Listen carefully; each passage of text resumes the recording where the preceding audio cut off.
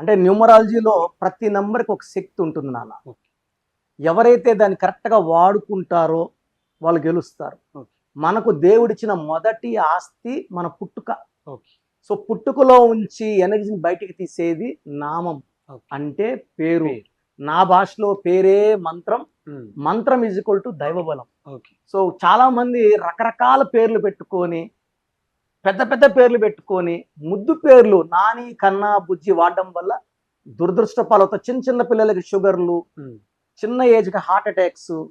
So కారణం wrong vibrations. Okay. So మీరు అడిగిన ప్రశ్న 1, 10, 19, 28లో పుట్టిన వాళ్ళని వీళ్ళని 1 సిరీస్ అంటాం. ఓకే.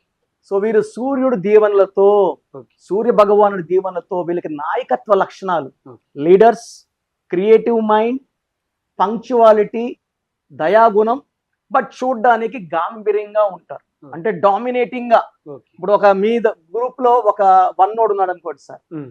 అందరినీ తొందర పెడతాడు పనికి. Yeah. ఇన్ టైంకి ఉండాలి, 8 కంటే 7:45కే ఉండాలి టీం అందరినీ. Hmm. సో ఇనిషియల్ గా మనకు కొంచెము ఇది నస్సా డామినేట్ అన్నా, ఇతను చేసే ఎఫర్ట్స్ వల్ల Hmm. మీ గ్రూప్ కి మంచి పేరు, రివార్డ్స్, అవార్డ్స్ రావడం వల్ల Hmm. అరే అతని వల్ల మనకు మంచి పేరు వచ్చింది, శాలరీస్ పెరిగినాయి, ఓకే. ఆ గుర్తింపు. సో 1 అనేవాడు 10 మంది వెనకడిగేసినప్పుడు ముందడిగేసేవాడే 1. Okay. He's a leader, born leader. Okay. He's a fighter.